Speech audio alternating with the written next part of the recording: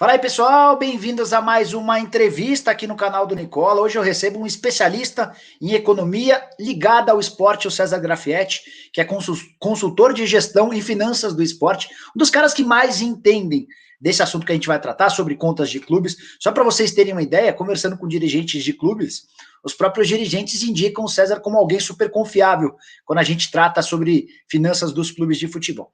Então, queria agradecer a presença, César, obrigado por ter atendido e aceitado o convite. Mandei, tanto aqui no YouTube quanto no meu Twitter, um pedido para que as pessoas mandassem perguntas. Foram várias as perguntas, o que mostra que há muito interesse das pessoas. Eu acho bacana isso. E aí, para começar, queria já te agradecer a presença e queria que você, na medida do possível, César, traçasse uma divisão dos clubes. Quais clubes hoje você entende que estão na luz verde, que está tudo ok em relação a finanças, luz amarela e luz vermelha? Se você consegue fazer essa distinção para a gente, por favor, e obrigado pela atenção. Oi, Nicola, prazer em falar contigo, com seus telespectadores, enfim, com todo mundo que te segue. É sempre bom poder falar um pouquinho de finanças, de números, que eu acho que é legal porque os torcedores estão começando a entender que isso é importante pro jogo. Antigamente o pessoal falava, não torço para balanço, aí você começa a ver casos como o Cruzeiro, por exemplo, ou o sucesso do Flamengo, e começa a entender que torcer para o balanço também é bom. Bom, tentando responder essa sua primeira pergunta, esse primeiro ponto, eu acho que a gente tem aqui, dá para separar, vamos falar aqueles 20 clubes da Série A, ou perto disso, em 3 blocos, acho que dá mais ou menos tranquilo. Naquele bloco de cima, vamos dizer assim, do pessoal de luz verde, o pessoal que está bem, são os suspeitos de sempre. Flamengo, Palmeiras, Grêmio, Atlético Paranaense, o Goiás é um time que está muito bem organizado, Bahia, Ceará e Fortaleza. Eu acho que tem aqui 8 times que a gente pode dizer que estão bem organizados, são times que tocam bem a sua vida. E aí Só eu vou falar legal. isso. Bahia, Fortaleza, Ceará e Goiás não disputam título, mas são capazes de estar nessa relação bacana, bom, importante.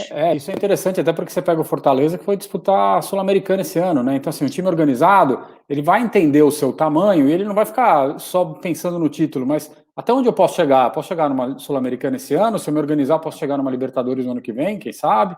Enfim, os times começam a encontrar o seu papel aí no Campeonato Brasileiro, especialmente. Bacana. Então, luz amarela. Luz amarela, acho que o Internacional é um time de luz amarela, uma laranjada, mas assim, amarela, porque eu vinha num momento mais difícil e aí tem se organizado. É claro que a Covid vai atrapalhar todo mundo, mas especialmente esses clubes estavam se organizando, mas o Inter é um clube nessa condição. O Atlético, o Coritiba, por exemplo, eu não tenho os números mais recentes, mas o histórico dele é um histórico de um time equilibrado, ali tentando se ajustar, enfim, com todas as dificuldades de quem estava jogando a Série B. Eu poderia colocar, eu acho que aí a gente começa já a entrar num campo de times amarelos são poucos. Tá. E esse é um grande problema, né? Porque eu poderia falar do São Paulo, do Corinthians, que são times grandes, que têm um potencial de se transformarem e de se reestruturarem. Mas eu não posso dizer que hoje eles têm uma situação amarela. Eles estão naquele grupo amarelo-vermelho, é um grupo laranja, que eu acho que são os clubes mais... aquele cartão que o cara mostrou amarelo, mas se ele pudesse, ele mostraria um laranja, porque tá quase expulsando o cara, a entrada foi de fato muito dura. Tá, entendi. É isso, é o amarelo, assim, a próxima é rua, né? Então, é mais ou menos isso. Acho que, assim, e aí é bom a gente falar, eles não estão em condições como o Cruzeiro, como o Botafogo, como o Vasco. Porque eles têm um maior potencial de receita, porque eles têm lá, enfim, uma torcida muito maior. Agora, são aqueles clubes que eles não podem se descontrolar, não podem repetir um ano de 2019. Vai ser complicadíssimo o 2020 deles. Mas, assim, em situações normais, eles não poderiam replicar 2019 em 2020, porque aí sim eles começariam a entrar num processo um pouco mais complicado. O Atlético Mineiro e o Fluminense estão no amarelo ou já estão na próxima prateleira que a gente vai falar daqui a pouco? Eu acho que o Fluminense ele tá também nesse meio do caminho, tá? Porque assim, é um time que... Qual o problema dele? Ele até se controla em termos de custos, mas as receitas são pequenas, ele depende muito da venda de atleta. Então, eu acho que ele tem essa questão da venda de atleta muito importante e forte que ele consegue fazer, mas ele ainda não conseguiu se desvencilhar dessa obrigação. O Atlético Mineiro é um time complicado, eu colocaria até num vermelho, porque acho que é muito mais por uma questão de gestão do que necessariamente por conta dos problemas financeiros mais prementes, assim. Quem mais está no vermelho, então? Já que inauguramos o vermelho, vamos embora. O vermelho. Atlético, Mineiro, e aí Vasco, Botafogo, o Cruzeiro, né, um time grande que, enfim, é Série B. O Cruzeiro já... eu sinto dizer isso, mas eu acho que já foi, assim. A chance do Cruzeiro se salvar no cenário que ele se encontra hoje é muito difícil. Então, Quando você fala em se salvar, o que você quer dizer, César? Só para a gente entender direitinho. Eu acho que assim, ele não vai conseguir, por exemplo, se organizar a ponto de conseguir voltar para a Série A ano que vem. Se é que a gente vai ter campeonato, eu acho que vai ter campeonato esse ano e tudo mais, mas eu acho que ele não vai conseguir se organizar a ponto de se recuperar. Por quê? Os clubes que caem da Série A para a Série B e têm uma receita grande, normalmente eles se organizam, eles são muito mais fortes, são muito maiores do que os que estão lá e voltam. O Cruzeiro ele cai para a Série B numa condição muito parecida com todo mundo que já joga lá.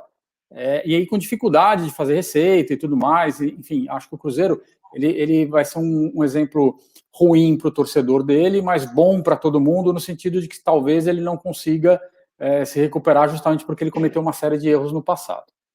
Não tem mais aquela cláusula paraquedas, né? Que garantia ao clube grande da primeira divisão, no primeiro ano de segunda divisão, manter uma cota mais alta, isso não vai ter. E aí tem outro ponto até que eu queria conversar com você, a gente pode falar disso daqui a pouquinho. Geralmente o time grande que cai para a Série B, César, ele se apoia muito na bilheteria e no sócio torcedor, porque o torcedor apoia o clube, né? Para fazer com que o time volte. Com a pandemia, talvez o Cruzeiro, talvez não, o Cruzeiro dificilmente vai ter bilheteria e o sócio torcedor talvez a gente não sabe o tamanho do impacto, né? Então, esse é um ponto importante, né? A volta ela está muito associada a essa força que a torcida tem. Não terá, certamente não terá bilheteria, sócio torcedor muito difícil. Eu tenho ouvido muito quebra, né? Ou inadimplência na casa de 30%, 40%, até 50% em alguns clubes. E isso, o torcedor não tem dinheiro. E aí ele perde toda aquela força do fator campo. Até estava fazendo umas contas outro dia, na Alemanha, que voltou o campeonato agora, o fator campo praticamente tem sido zero, né? Os times mais fortes têm conseguido ganhar na casa do adversário, ou seja, o fator campo sem torcida, ele some, né? Bom, então vamos lá. 8 times ficaram na luz verde, né? Aí você colocou o Curitiba e o Internacional na luz amarela. Eu vou colocar o Bragantino também, porque eu não tenho números, né? O Bragantino não disponibilizou os números ainda, mas assim, a gente sabe da estrutura lá, porque tem a Red Bull por trás e tudo mais. E tá na verde ou na amarela, César? Eu acho que ele é um amarelo-verde, assim, certamente ele tem força para seguir. Então já temos 9 entre o verde e o amarelo, aí põe o Curitiba e o Inter, 11. Aí a gente tem o São Paulo e o Corinthians entre o amarelo e o vermelho. O Fluminense também, né? Fluminense 14. Aí a gente vai ter Atlético Mineiro, Cruzeiro, Vasco, Botafogo, 13, 17. Tem o Atlético Goianiense, enfim, é um time pequeno, um time organizado, mas é um time muito pequeno, assim, perto 18. Dos outros, né? O Sport. O Sport é outro que vai se encaminhar para virar um Cruzeiro, assim. Eu tenho muita dificuldade de conseguir enxergar estrutura financeira, estrutura de gestão para conseguir fazê-lo escapar do problema, que hoje ele já está com muito problema. Então o Sport é vermelho, certamente. Boa, então vamos lá, beleza. Definidas as prateleiras, vamos começar falando a respeito dos clubes de luz verde. E aí tinha uma pergunta aqui, César, entre as várias perguntas, eu vou até ter dificuldade de achar, porque são várias de fato, que é bem legal. E muita gente elogiando o seu trabalho, dizendo que gosta bastante disso. Eu acho importante que as pessoas entendam que o papel financeiro é relevante para os clubes. E aí tinha uma pergunta aqui sobre a sua opinião sobre o Petralha. Afinal de contas, o Atlético Paranaense faz parte desse grupo verde, né? Desse grupo de clubes que estão na situação financeira. E a pessoa perguntava aqui, ó, o CBB 2019, se ele admira algum administrador de clube, entre eles o Petralha. O que você pode me falar, César? Falando especificamente do Petralha, enfim, o Atlético Paranaense é uma associação que tem uma cara de clube-empresa, né? Porque o clube-empresa tradicional na Europa tem um dono, e o Petralha é praticamente o dono do Atlético Paranaense, ele gera o clube como ele entende melhor. Por sorte do clube, é daqueles donos, dos bons donos, né? Aquele que entende do negócio, que consegue enxergar na frente. O Atlético tem uma estrutura invejável, consegue montar times fortes, consegue conquistar títulos, enfim, ele age, a gente pode até discutir depois politicamente ali em relação a outros clubes e tudo mais, como é que é essa questão, e aí não me cabe avaliar isso, porque não é meu papel, mas do ponto de vista de gestão, ele é justamente aquele dono, eu vou compará-lo, de certa forma, com o De Laurentiis, o dono do Napoli, que conseguiu recuperar o time, conseguiu que, no caso dele, colocou dinheiro, mas ele mantém um time extremamente forte, saudável, com uma gestão muito particular, né? A família está toda lá no comando do Napoli, não é o caso do Petralha, mas ele consegue, com a sua capacidade de gestão, fazer o time ir bem. Então, acho que do ponto de vista de gestão, o Petralha vai muito bem. Acho que tem alguns outros clubes que têm bons gestores, por exemplo, o Grêmio tem um bom gestor, acho que o Romildo faz um bom trabalho ali fez um bom trabalho de pacificação, de fazer o time seguir bem. Gosto do trabalho do Flamengo, naturalmente. No Palmeiras também, desde já da época do Paulo Nobre, o time conseguiu se organizar e fazer de uma forma mais profissional do que era no passado. Enfim, a gente vai ter alguns casos bastante interessantes. E os times do Nordeste, como a gente já falou, acho que tem o Belintani, por exemplo, no Bahia, é um cara muito acima da média em se tratando de futebol. Então, eu acho que tem ali uma turma muito boa nesses times e não é por acaso que eles estão nesse grupo aí, vamos chamar de verde. César, qual a parcela do Bandeira e do grupo dele, do Eduardo Bandeira de Melo, nesse atual momento do Flamengo? É muito dele, não é? Como é que você avalia esse novo momento que o Flamengo vive? Tá, essa é uma pergunta que gera discussão o tempo inteiro aí nas redes sociais, né? Porque muita gente até despreza um pouco o trabalho do Bandeira, que era uma rainha da Inglaterra, que assumiu o comando quase que nas 45 ali e tudo mais. Eu não vou entrar, eu acho que tem muita questão política no Flamengo também, mas eu acho que o Bandeira tem um mérito, que é ter conseguido conduzir este processo. Ele certamente não é o melhor presidente da história do Flamengo, até porque não conquistou, e aí no futebol você tem essa questão da conquista associada. Eu acho que perdeu algumas oportunidades justamente por conta da falta de gestão do esporte. Mas eu acho que ele tem um mérito, que é ter conseguido conduzir o clube no período dele ao momento que chegou agora. Assim, eu não gosto de desprezar completamente a participação deles, como alguns dizem, e nem também de exaltar e dizer que foi tudo responsabilidade dele. Não, era um grupo que também tinha o apoio da oposição, isso era importante, todo mundo remava para o mesmo lado, e que depois na saída dele foi lá, enfim, houve uma mudança, mas com um perfil de gestão muito parecido. Então, eu acho que ele tem ali os seus méritos, não dá para simplesmente ignorá-lo e dizer que ele não serviu para nada, era só uma rainha da Inglaterra. Entender um pouquinho mais do momento do Flamengo, especialmente 19, e as consequências por conta do coronavírus em 2020. O Flamengo teve um recorde de arrecadação no futebol brasileiro no ano passado, 950 milhões de reais. Me corrija se eu falar alguma bobagem, tá, César? Fica à vontade. Então, ao mesmo tempo em que faturou muito, gastou bastante também. Então, eu queria que você avaliasse como é que você viu os números do Flamengo no ano passado e por que o Flamengo demonstra tanta pressa em retornar, sem entrar no lado político, se você acha que essa pressa do Flamengo em voltar aos campos tem a ver também com a necessidade de voltar a ter receitas, levando em consideração o tamanho do custo do Flamengo hoje em dia. O Flamengo colheu no ano passado tudo que realizou nos 5 ou 6 anos anteriores, né? Então é natural que ele chegasse com essa força, que a gente já esperava que em algum momento ele chegaria com a força que chegou. Os números do ano passado foram muito bons, enfim, ele conseguiu cobrir com folga os custos dele. O Flamengo tem uma questão interessante, que o social gasta muito, né? O social tem um déficit muito grande, os esportes olímpicos e tal, então o futebol acaba, além de fazer tudo o que fez, ainda consegue compensar esse déficit do social. Isso é importante. Acho que a questão da pressa efetivamente porque, além de tudo, os custos continuam aumentando. Tem saídas de caixa, tem pagamentos para fazer, e o clube não consegue ver, por melhor e mais organizado que seja, um momento como esse, onde você perde muitas receitas, especialmente a TV, o clube não consegue passar 4, 5 meses sem fazer o volume de receitas que faria. Então, acho que o Flamengo tem pressa, como, de certa forma, toda a indústria do futebol tem pressa, alguns só não falam, mas tem, justamente porque precisam se recuperar do ponto de vista financeiro. Não vai ter, a gente já falou, não vai ter bilheteria, só o torcedor vai cair, mas assim, a publicidade tem que continuar acontecendo. Se não tiver jogo, não tem publicidade. A TV tem que continuar acontecendo. Tem que botar os atletas para jogar, porque senão não tem atratividade para ser vendido na próxima janela. Então, eu entendo isso como uma coisa natural de quem já passou do limite de tempo sem jogar. O Flamengo entrou nesse processo com dinheiro, com caixa, mas com custos altos. E sem essas receitas, talvez não aguente até agosto, por exemplo. Precisa voltar e eu acho que é natural que faça essa pressão. Ô César, o planejamento orçamentário do Flamengo para essa temporada previa custos com o departamento de futebol, com o clube de algo na casa dos 25 milhões de reais por mês. Um clube brasileiro pode se dar o luxo de gastar tudo isso?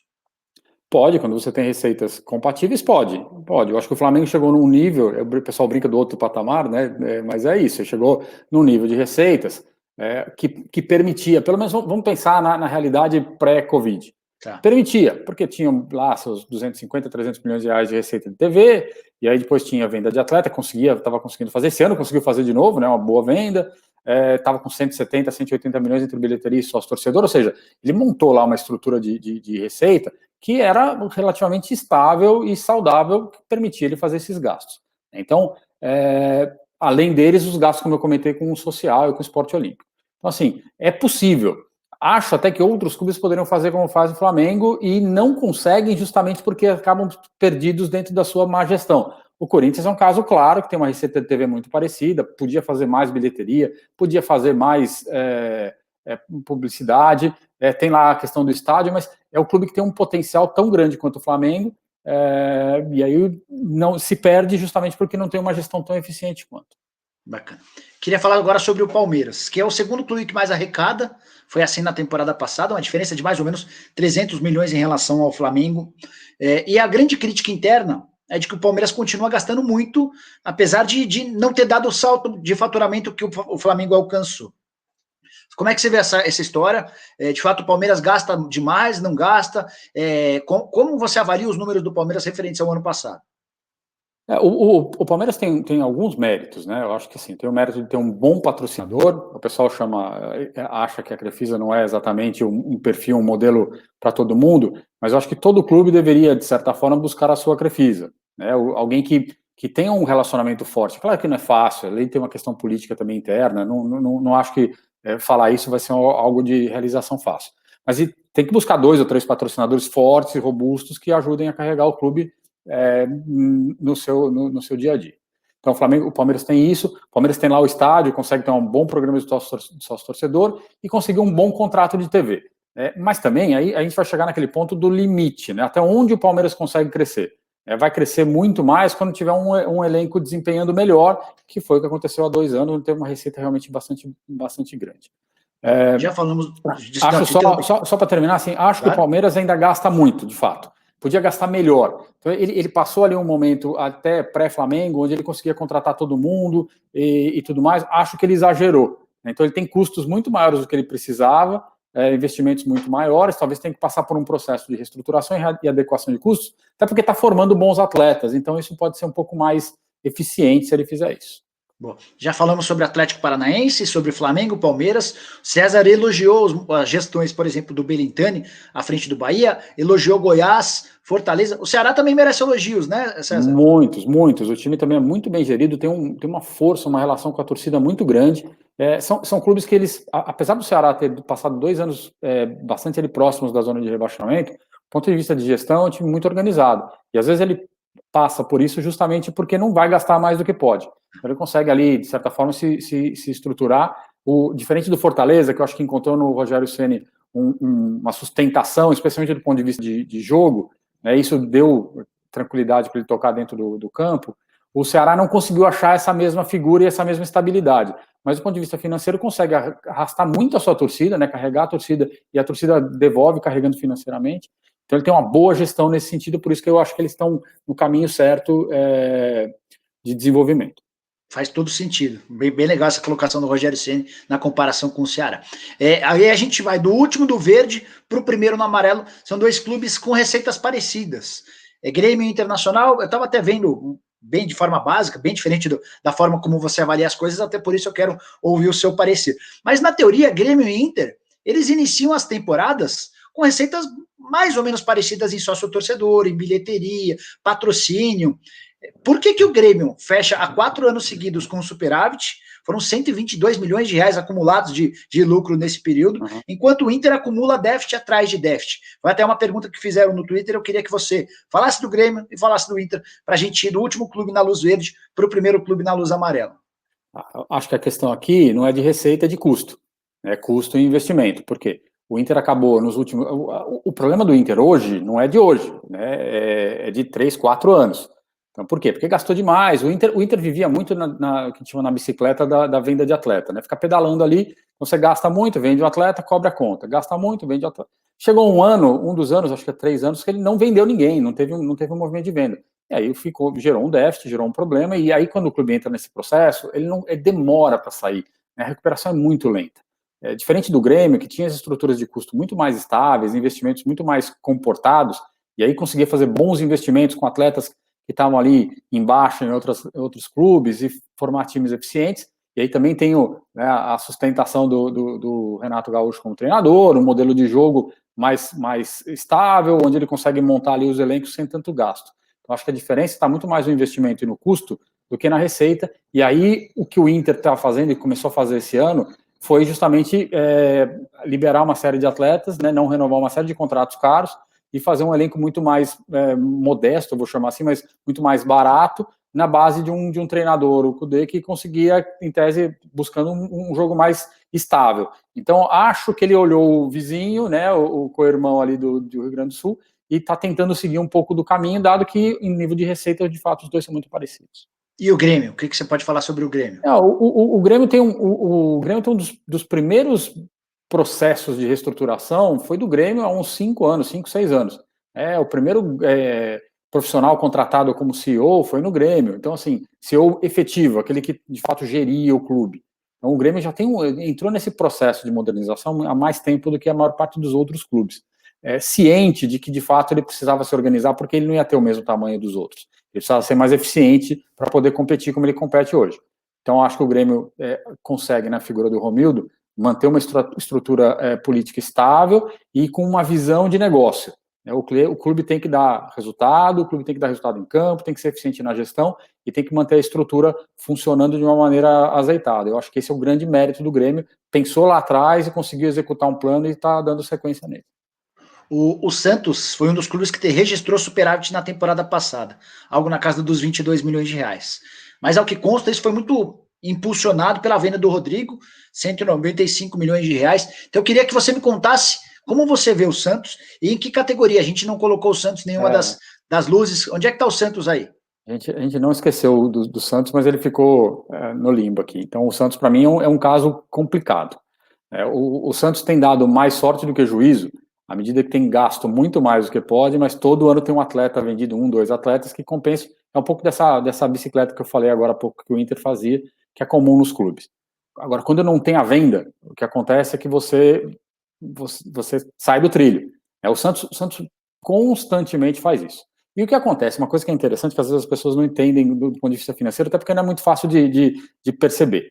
O Santos registrou a venda do Rodrigo em 2019, mas ela já tinha acontecido em 2020, em 2018, né? E o que ele fez? Ele antecipou uma parte desse dinheiro ainda em 2018. Então, quando cai o registro da venda do Rodrigo em 2019, aparece ali aquele resultado bonito, tudo, mas o dinheiro já tinha entrado. O clube já tinha usado uma parte importante desse dinheiro. Então, entrou uma parte em 18, uma parte em 19. Por isso que você olha, tem lá superávit, mas o Santos atrasou salário, né? A gente viu ali no ano passado. Por quê? Porque os clubes fazem esse processo, né? Eles adiantam, usam dinheiro no ano anterior, e aí quando cai a receita efetivamente, não acontece nada, porque a receita já aconteceu, ali é só um movimento contábil. O Santos tem um problema que ele não consegue crescer nem as receitas de bilheteria, de sócio-torcedor, a receita de publicidade está parada, o que ele vive muito da TV e muito da venda de atleta. Então, é um caso que o Santos deveria olhar o Atlético Paranaense como uma referência, um exemplo. Até onde eu posso chegar? O Santos ainda tem muito, e o Santista talvez não entenda isso que eu vou dizer, mas ainda tem muita visão de que eu tenho que entrar no campeonato todo ano para ser campeão. Talvez ele tenha que dar 2 passos para trás e falar, este ano eu não vou fazer isso, este ano eu vou tentar uma vaga na Libertadores, ou vou tentar me reestruturar, porque ele precisa encaixar ali o custo dentro das suas receitas, para não ter que vender atleta e correr vender atleta todo ano. Esse ano o Caio Jorge talvez seja vendido, porque já se fala muito nisso aqui na Europa. Mas se não for vendido, é um ano que vai ter problema. Então, isso mesmo sem Sampaoli, sem uma série de outros atletas que eram caros. Então, o Santos precisa achar o seu tamanho aqui e ser eficiente como é o Atlético Paranaense, como é o Grêmio, porque senão ele corre o risco de se perder no meio do caminho.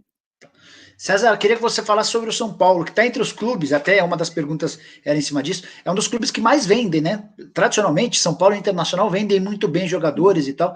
Então, a pergunta era algo como, o São Paulo já vendeu mais de R$1 bilhão nos últimos 10 anos. Por que o São Paulo se encontra nessa situação? E a situação, ao que parece, pelo menos ao olhar de um leigo como eu, 156 milhões de reais de déficit no ano passado, uma série de empréstimos bancários, salários ou direitos de imagem em algum momento atrasando. Como é que é a realidade do São Paulo hoje?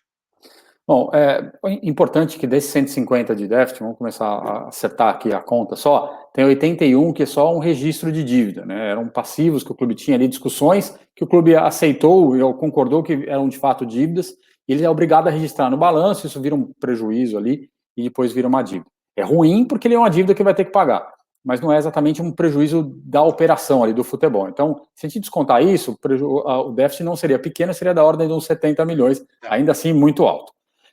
Acho que São Paulo tem alguns problemas que já são históricos. Os últimos 10 anos de falta de conquistas, eles estão marcados também por isso. As receitas, elas dependem muito da venda de atleta, os custos não cedem, então o clube continua gastando e gastando mal. Então, diferente do Palmeiras, que gastou, a gente falou que gastou muito, mas conseguiu conquistar títulos, montar um elenco forte, o São Paulo gasta muito e gasta mal, né? Porque não consegue montar elencos fortes, não consegue dar estrutura de jogo. Talvez o problema do São Paulo sejam dois, né, na minha visão. Primeiro, não consegue transformar a marca em dinheiro. As receitas de publicidade são muito baixas para um clube como o São Paulo. Na casa de 30, 35 milhões, quando o Flamengo fatura 120, é muito pouco, né? Deveria fazer muito mais que isso, no mínimo o dobro ou um pouco mais que isso. Então, não consegue vender bem o time. Segundo, o esportivo não está funcionando.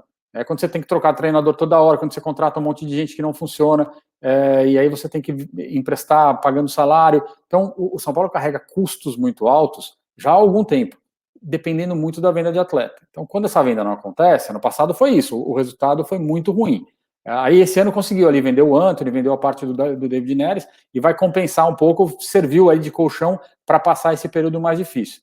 E o São Paulo, nessa hora, dá um azar danado por causa da Covid, porque talvez fosse o momento de começar a se recuperar, já que fez todo um monte de investimento no passado, ia começar a colher os frutos disso em campo, talvez com um jogo melhor, como estava fazendo, mas aí ele é impactado, tem que parar de jogar, perde receita, enfim, vai ter um pouco mais de dificuldade. Mas o São Paulo é um reflexo daquela gestão ainda atrasada, né, do contrato para dar satisfação para o torcedor, até para a própria imprensa, que todo mundo cobra, o contrata mal, não tem uma gestão eficiente do ponto de vista esportivo, né, com um modelo de jogo, como tem ali o Grêmio que a gente falou, até como tem o Fortaleza, por exemplo. Então falta um pouco de melhorar, modernizar a gestão do clube como um todo, para que ela consiga trazer os resultados que se espera do clube do tamanho do São Paulo. E uma recuperação do São Paulo levaria quanto tempo? Se bem administrado, César, a eleição, por exemplo, no final do ano, e aí, independente de falar em nome, o Zezinho da esquina assume o São Paulo e adota as melhores medidas possíveis de gestão no aspecto financeiro. Quanto tempo o São Paulo demoraria ou levaria diante das atuais cifras, do tamanho da dívida e tudo mais, para estar competindo de igual para igual com os maiores? Eu acho que, assim, pelo menos uns 3 anos, efetivamente uns 3 anos. Por quê? Porque o São Paulo acertou um contrato de TV inferior ao seu rival mais próximo, ali, do ponto de vista de tamanho de porte, que é o Palmeiras. Então ele já nasce defasado. É quase o tamanho do Vasco a receita de TV do São Paulo. Então é pouco para o clube que é hoje. A publicidade precisaria ser muito mais reforçada. O São Paulo precisaria reduzir muitos custos de trabalho, muita eficiência esportiva para poder acelerar este processo. Mas, por exemplo, uma base importante do clube hoje não é vendável. Daniel Alves, Juan Fran, são atletas caros, Hernanes, então assim, são atletas caros, atletas caros que não vão gerar receita. Vai depender muito da base. E aí a base não entra porque você tem lá esses atletas jogando. Então, eu acho que precisaria de um processo de 3 anos, pelo menos, 2, 3 anos, eficientes, para que lá na frente o time voltasse a ser o que sempre foi, né, historicamente. Bora falar sobre o Corinthians. Outro que também passa por situações bem complicadas. 177 milhões de reais de déficit no ano passado, um aumento forte, pesado da dívida nos últimos anos. O Corinthians vive situação extremamente delicada, César? Muito, e aí eu acho que também é um problema de gestão, completo de gestão, né? Enfim, também gastou muito, investe muito, contrata um monte de atleta, isso gera uma série de custos de contratação, pagamento para empresário, enfim, tem uma série de questões envolvendo ali as contratações e os investimentos do clube que acabam drenando o caixa. Além disso, o social também no Corinthians é um problema, ali em torno de 35 a 40 milhões anuais de déficit, que o futebol tem que cobrir. perde uma parte da receita para pagar o estádio, e ainda assim é pouco, porque só o custo de manutenção do estádio é bastante alto. Então, o Corinthians entrou numa situação tão enroscada que se entrasse alguém, vamos fazer o mesmo exercício de São Paulo, se entrasse alguém hoje, levaria muito mais tempo, 4, 5 anos, porque as dívidas ficaram caras, porque tem uma série de atrasos ali de fundo de garantia, imposto de renda, porque tem investimentos para fazer, não tem também massa de atleta, qualidade de atleta para vender como outros clubes. Então, nem essas receitas não recorrentes, que às vezes ajudam o clube a fechar suas contas, o time tem com muita facilidade. Então, assim, o Corinthians vai ter que também se reinventar do ponto de vista de gestão para poder ultrapassar esse período e começar, de novo, dar alguns passos para trás, né, voltar algumas casinhas para poder enxergar ali a realidade, reforçar, reformar, porque senão corre o risco de ficar patinando aí um clube do tamanho do Corinthians não consegue sair ali do 6º, 7º lugar no Campeonato Brasileiro. César, eu estava outro dia batendo papo com o Felipe Isabella, que ele já foi candidato à presidência na última eleição e agora apoia o Mário Gobi. E aí ele dizia algo como o Corinthians precisa se decidir se vai tentar seguir o caminho do Flamengo ou seguir o caminho do Cruzeiro. E aí, em cima dessa expressão que ele usou, eu quero te perguntar, hoje, por tudo que gasta, por tudo que arrecada, o Corinthians está mais para o Flamengo ou mais para o Cruzeiro? Está mais para o Cruzeiro, certamente está mais para o Cruzeiro. Acho que ainda seria um exagero dizer que ele corre o risco de ser Cruzeiro no curto prazo. Tá? Não é isso. Acho que o Corinthians tem um potencial enorme. Ele tem. Vamos esquecer de novo, a gente tem que falar sempre em hipótese sem Covid. Esse ano é um ano atípico. Mas em condições normais, tem torcida, a torcida apoia, tem plano de sócio-torcedor, consegue um bom patrocínio, enfim, tem receita de televisão grande. Com pouco de ajuste, vai levar ali algum tempo, mas se organiza, né? Não é que está numa situação onde não tem receita, não vê luz no fim do túnel. Mas se a coisa continuar como está, ou como foram os últimos 2 ou 3 anos, a chance de virar um Cruzeiro é muito maior do que de virar um Flamengo, não tenho dúvida. O estádio do Corinthians, você já conseguiu se debruçar sobre as contas do estádio? Você tem informações? Sente confortável para falar sobre o que é o estádio dentro da realidade do clube? Se esse é um calcanhar de Aquiles, não é? Que avaliação você faz, César?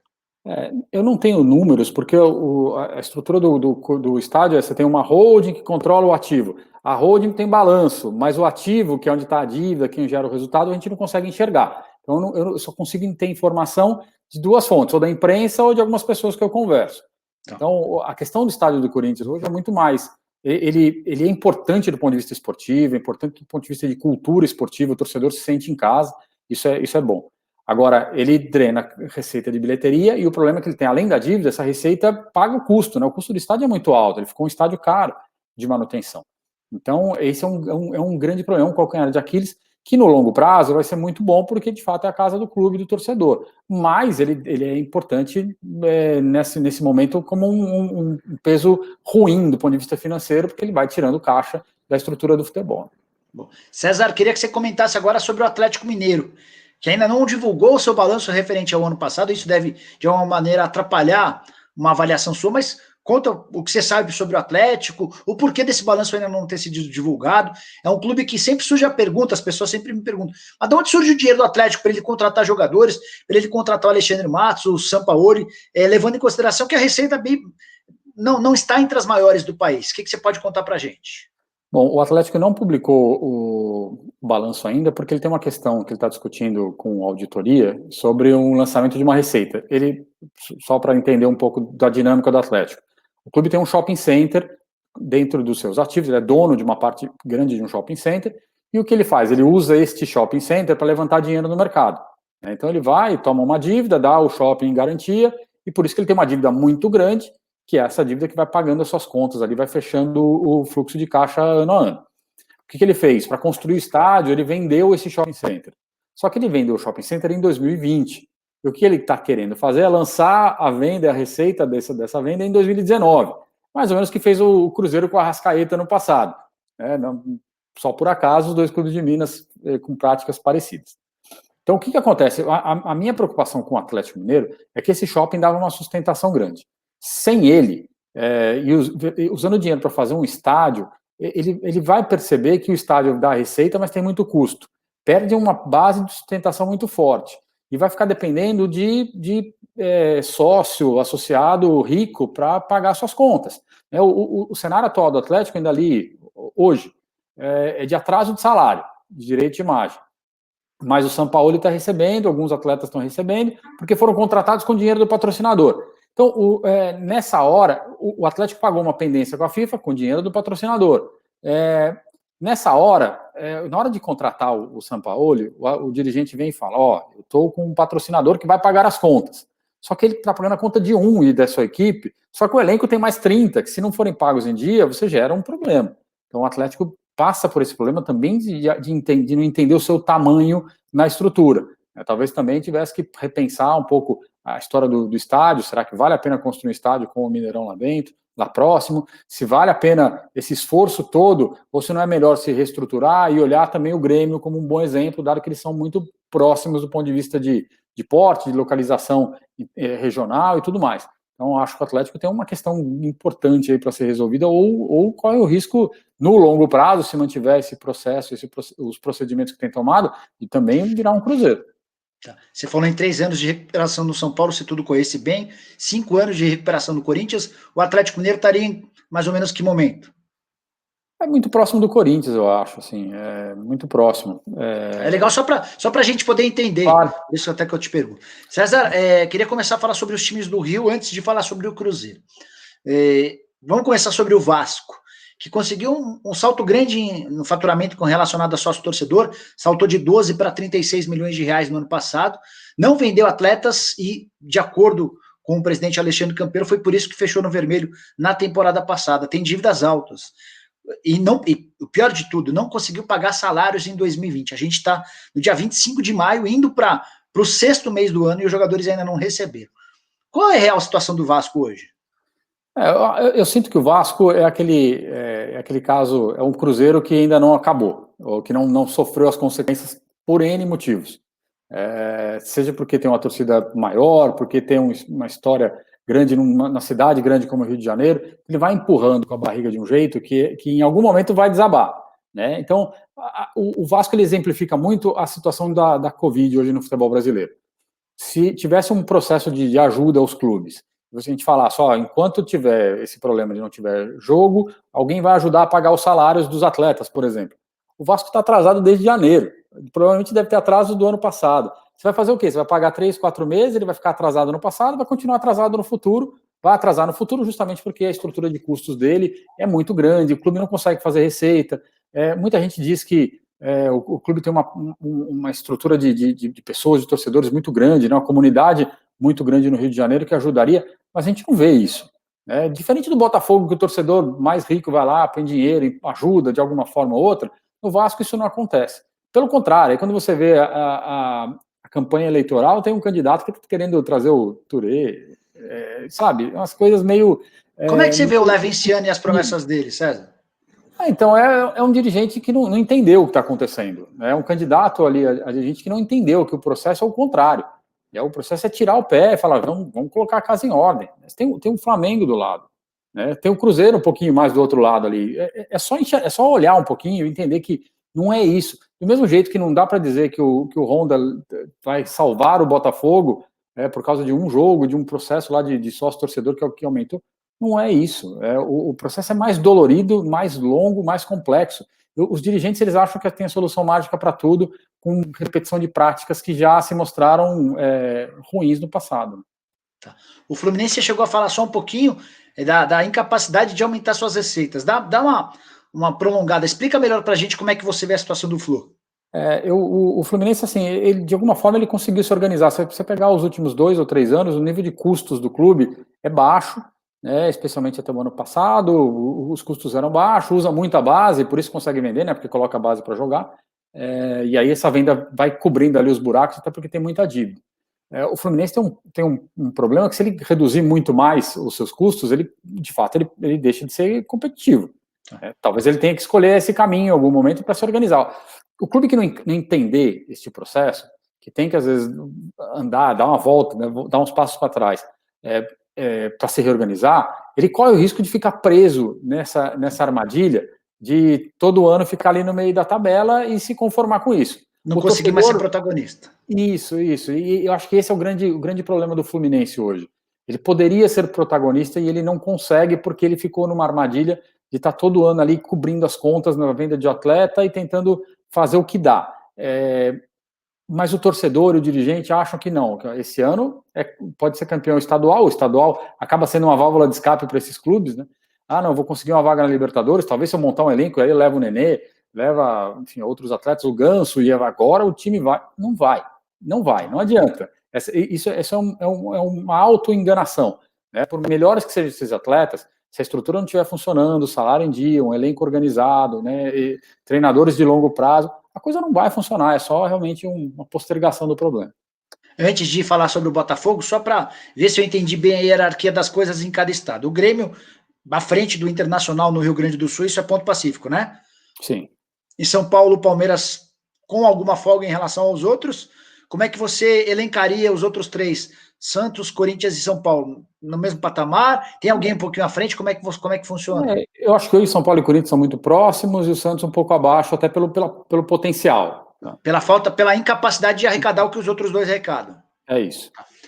No Rio de Janeiro, o Flamengo disparado, talvez a maior folga num estado, né, no país, acho que é isso, né, César?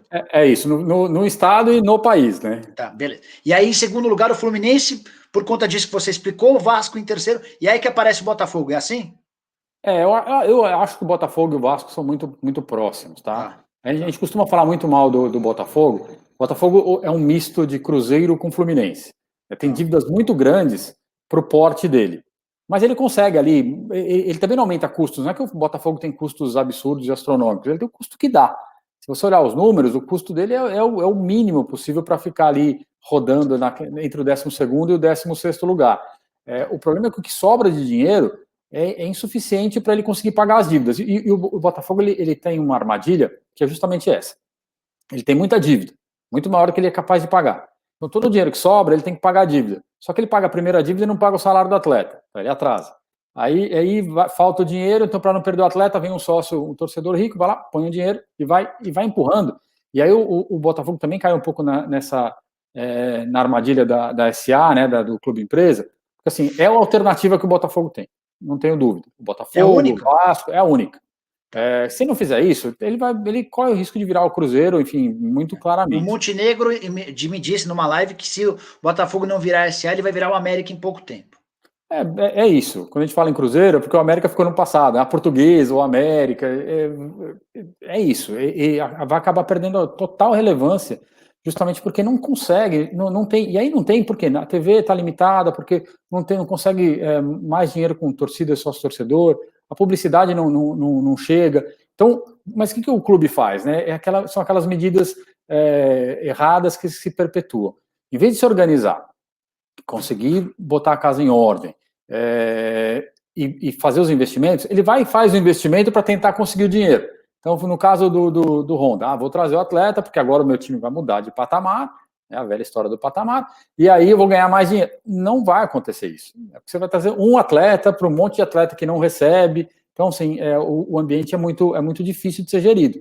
A SA, ou o clube, a hora que virar empresa, talvez você aporte dinheiro, talvez tenha uma gestão um pouco mais eficiente e tal, e aí é a única alternativa que o clube tem. Se não tiver isso, ele vai empurrar mais um ano, esse ano com pouquíssima receita, vai chegar 2021 em que condição? Então, é muito difícil a situação do Botafogo mesmo. O esporte te preocupa bastante, né, César? Preocupa. Ele não é um clube, é um clube que está distante do ponto de vista de gestão dos outros, né? Ainda muito, muito amadora a gestão do esporte, e eu acho que ele ficou para trás porque outros clubes do Nordeste acabaram atraindo a atenção pela boa gestão. Né? O Bahia, os dois clubes do Ceará, né? Ceará e Fortaleza, e o esporte ainda ficou ali repetindo os erros comuns de qualquer clube associação. Né? Tanto é que tem um problema na FIFA que logo pode ser punido com perda de pontos, como foi o Cruzeiro já. Então, o esporte talvez seja um clube que também vai deixar de ser relevante num estado que tem 3 clubes grandes, né, 3 clubes de tradição, que foram ficando para trás justamente porque não conseguiram se reorganizar como foi no Ceará. O Atlético Goianiense, você tem dados, você tem informação? O que você pode falar sobre o Atlético? Tenho, é um time menor, enfim, um time de pouca renda, mas é um time bem organizado. Não deve, paga as contas em dia, tem o seu tamanho. O Atlético Goianiense me lembra muito o CSA, por exemplo, do ano passado, que era um time super organizadinho, mais pequeno. O Avaí, né, que são times de pouca torcida, mas que vivem ali de uma forma equilibrada, sem gastar, sem fazer dívidas, sem atrasar salário.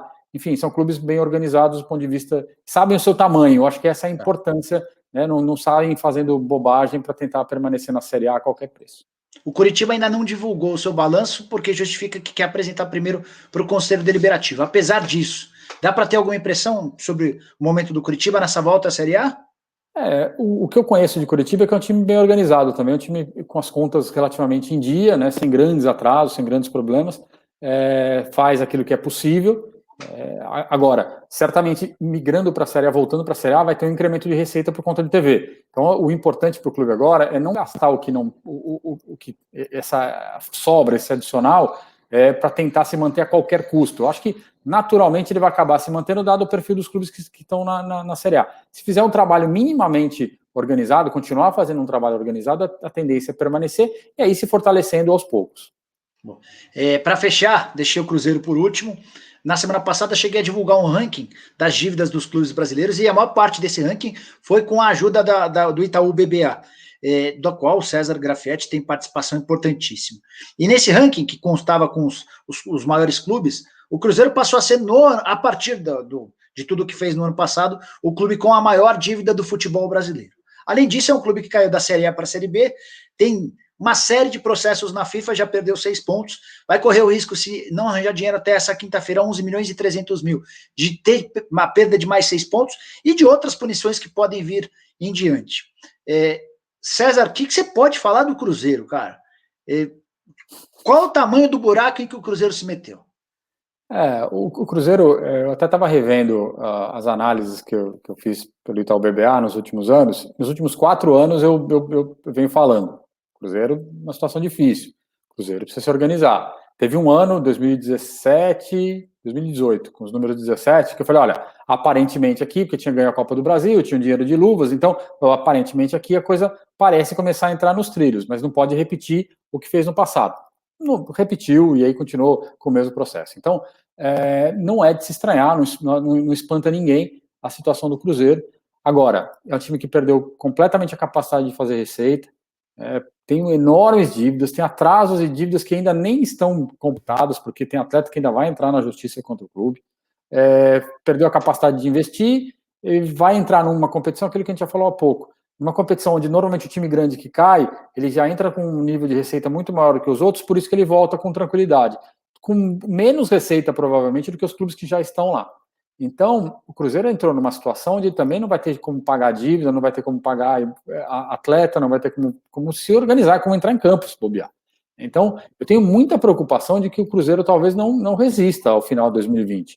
Por quê? Porque se tiver um outro problema com a FIFA, são mais 6 pontos, se reincidir nos primeiros 6, pode ser rebaixado para a Série C, e aí talvez a melhor alternativa para o Cruzeiro seria de fato fechar. Encerra, fecha, recomeça, refunda o clube, com outras pessoas, com aquelas pessoas que de fato querem transformar o clube no que sempre foi, num clube organizado. O Cruzeiro tem um histórico de organização muito grande. Então, acho que vai passar por um processo, talvez o primeiro grande processo de clube de relevância, de conquista de torcida, a ter que retroceder todas as casas e começar o jogo de novo, porque de fato a situação ficou muito, muito complicada. César, explica para quem é leigo, e eu estou me incluindo na turma dos leigos, tá? O que significa ter um déficit no ano de 394 milhões de reais? Porque, assim, é um número que choca pra caramba, mas choca a mim. Para um especialista em finanças como você, deve ser uma barbaridade. Se a gente somar São Paulo e Corinthians, um com 156 milhões de déficit, outro com 177 milhões de déficit, não dá esses 394 milhões de déficit do Cruzeiro. O que significa isso, César? E como é que o Cruzeiro conseguiu ter um prejuízo, um gasto em quase 400 milhões de reais, maior do que aquilo que ele arrecadou? O balanço desse ano é muito melhor do que o balanço dos anos anteriores do ponto de vista de informação. Ainda assim, não é exatamente o melhor balanço com as melhores informações. Mas nesta composição, o déficit é maior do que a receita do clube, para você ter uma ideia. O déficit é maior que a receita. Já tem muitos custos, enfim, o clube gasta muito. O clube perdeu receitas importantes, né? Não teve... Na verdade, ele deixou de ter receitas como a Copa do Brasil, que ele sempre considerava na conta, porque ganhou 2 anos seguidos. Ele perdeu muita receita, ele teve custos ainda altos e muito investimento, ele teve uma série de ajustes de balanço, eu vou chamar assim, que é reconhecimento de dívida. Aquilo que eu falei do São Paulo lá de 80 milhões, que eram dívidas que ele reconheceu e passou pelo resultado, o Cruzeiro também teve. Como ele tem muita dívida, ele tem muita despesa financeira. Então, você vai somando tudo isso, vira um monstro que é maior do que a receita, o tamanho do déficit do clube. Então, é insustentável, né? Com o nível de resultado que o clube tem, ele não tem condição de andar 2020 pagando suas contas. Ficou um negócio, assim, é difícil até de enxergar em empresas normais, tirando empresas que passaram por processos de recuperação judicial ou falência, você não encontra empresas do dia a dia, né, do mundo corporativo, com números como esse do Cruzeiro, né? Só uma associação sem fins lucrativos e responsável consegue chegar no número desse. César, para fechar, aí eu vou aproveitar o meu coração lusitano para te perguntar que futuro você vê para a Portuguesa, que completa 100 anos hoje, está pela 4ª temporada consecutiva. Completa 100 anos hoje, não. Nessa temporada ela completa 100 anos de vida, de existência. Está há 4 anos sem ter uma divisão nacional para disputar. Joga a 2ª divisão do Campeonato Paulista, algo entre 300 e 400 milhões de reais de dívida. Qual seria o futuro para a Portuguesa, se você vê algum futuro para a Lusa? A situação da Portuguesa é muito difícil, porque ela já foi um time de conquistas, né? Se não conquistas efetivas e muitas, mas de participação. O time que incomodava muito e tudo mais, todo mundo tem um pouco de carinho pela Portuguesa. Acho que eu vou usar o exemplo de outro clube paulista, que é o Guarani, que já teve uma situação dramática, né, num passado recente, e conseguiu, a duras penas, se recuperar ali de alguma forma, e hoje joga a Série B do Campeonato Brasileiro. A Portuguesa já chegou no fundo do poço, eu não sei dizer, mas está muito próximo disso. Talvez ela tivesse que refundar, ser refundada mesmo. Como a gente está falando do Cruzeiro, talvez seja melhor para a Portuguesa, com todo o histórico dela, com a marca que ela tem e tudo mais, começar do zero, né, de uma outra forma, sem dívida, sem nada, entrega tudo que tem que entregar. Vamos começar de novo, vamos iniciar, porque é impossível o clube que tem a quantidade de dívidas que esses clubes têm, de se sustentar e tentar recuperar a sua vida esportiva. Ainda se conseguisse vender o Canindé, mas nem assim, porque é menor do que a dívida. Então, assim, é um clube que talvez precisasse se refundar, buscar um dono, virar empresa, usar a marca para tentar aí em 5, 6, 7 anos voltar a ser alguma coisa tão relevante quanto foi. Bom, César, eu queria muito te agradecer a atenção, todos os esclarecimentos, as dúvidas, tenho certeza que o pessoal vai gostar muito do bate-papo, e se eu puder te ajudar a divulgar as coisas, os seus estudos, conte sempre comigo, tá bom? Legal, Nicola, obrigado pela oportunidade de falar contigo, com seus telespectadores, com o pessoal que te segue, e estou sempre à disposição, tudo que eu puder ajudar também, conte comigo. Um abração. Valeu, um abraço. Esse César Grafietti, especialista em finanças do esporte, economista, um abração para você, César. Valeu, um abraço. Tchau, tchau.